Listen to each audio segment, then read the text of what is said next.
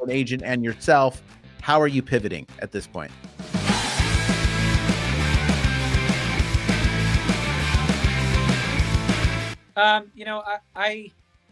Everybody runs their agency differently. I don't know if this is going to answer your question either, but everybody runs their agency differently. I think the biggest pivot for me was knowing what not to do. I learned more what not to do, and really have a plan. I mean, that's the key. You just have to have a plan, and the plan's going to change. But have a plan and go do it. I don't really. No, I don't know that there was a whole lot of pivot other than that.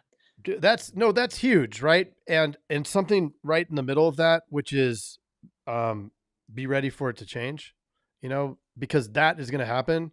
I still struggle with that sometimes because I try to get, my mind is always over in a million directions, as it is right now as I'm talking.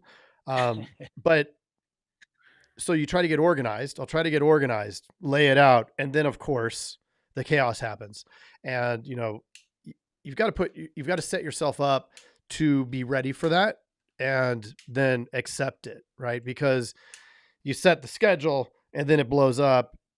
It's easy to get derailed and blow up with the schedule if you're not prepared for that. And I think that's really, really huge. Your awareness of that.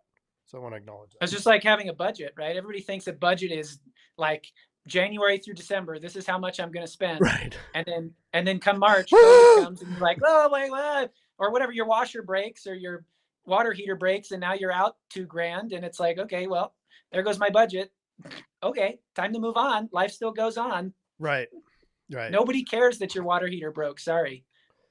Hence the reason why 2020 didn't affect you much is because your mindset is just, I'm constantly pivoting to make it work.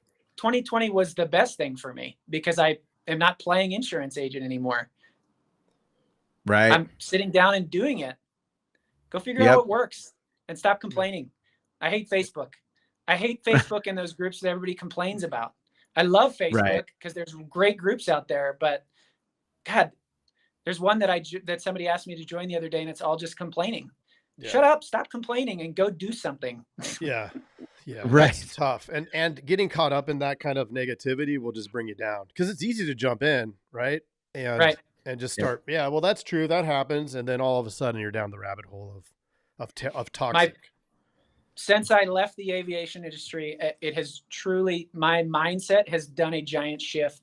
And I live my life and nobody else does. And how am I going to live my life? Half full, crap happens and, stuff hits the fan and you live in it. That's healthy to live in it and be negative for a moment because that's what you do. That's what we're hardwired to do. But take that negativity and what good happened out of it? What did I learn from this experience? I even take the most darkest times you can think of, and there's, somebody, God forbid, somebody dies in your family, and there's a positive in that. They're no longer suffering, or now I get to go see my family, or we all get to mourn together. There's always something good that happens in everything in life, and why live in the negative? That's no fun. And again, it's just like being scared. That doesn't help you progress. Yeah. Why do you think people go there? Why is it so much easier? Yeah. But what makes it easier? It's easy to complain because it is. If you don't need to grow, I mean, let me think about how to answer that. If I don't need to work, it's easy because it's no work. There's no work in complaining. There's no work in not getting better. Right. Learning. I agree. You're justifying your loss, right? Just right. It sucks. My staff sucks. This is the worst, right? And internet leads suck. Yeah. Internet leads suck. Craig and I were just talking about that. Like any kind of growth, there's a part of being uncomfortable. So it's hard to be uncomfortable every day. When you are trying to grow, it's hard. That's why people don't work out that much, or it is hard to get on that routine because it's, you know, it's tough and you get sore the next day, then it's hard to keep going. You know, it's being uncomfortable. If you're uncomfortable, it means you're out of your comfort zone. Well, good one. Good one, Jason. I mean, obvious, right?